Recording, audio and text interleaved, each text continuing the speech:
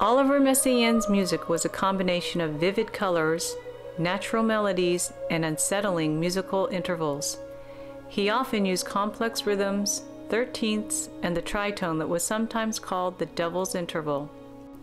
He recorded bird songs and transcribed them into melodies.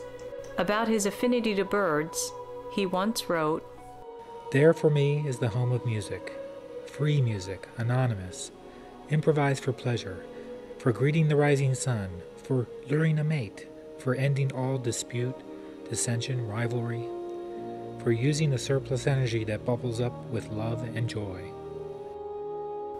He began work on his famous Quartet for the End of Time as a French conscript in World War II.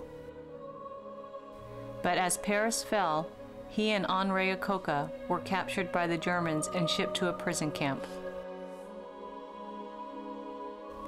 Acoca first played the third movement of the quartet, a solo for clarinet in an open field in France while on the way to Stalag 8A in Gorlitz, occupied Poland.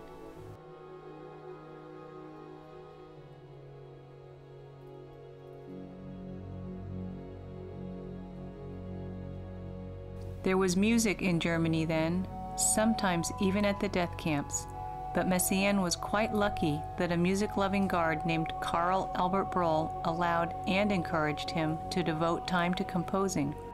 Messiaen wrote for the 4 instruments available to him at the camp: piano, cello, violin, and clarinet.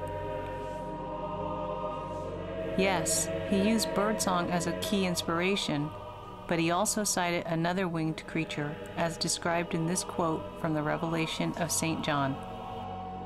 "And I saw another mighty angel come down from heaven, clothed with a cloud, and a rainbow was upon his head, and his face was as if it were the sun, and his feet pillars of fire.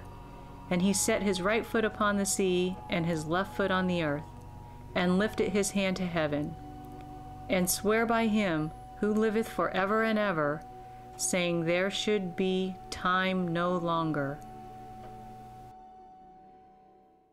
It was at Stalag 8A that Messiaen, cellist Etienne Pasquier, and violinist Jean Lobillard premiered the quartet for German officers and POWs. Messiaen later wrote of that night, "The cold was excruciating. The Stalag was buried under snow.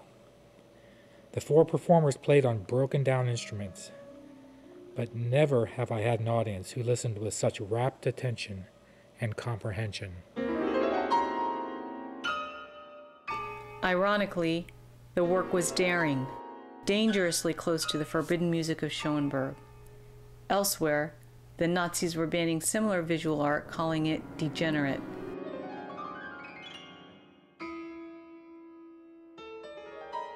How is it then that an audience at a Stalag sat spellbound for an hour?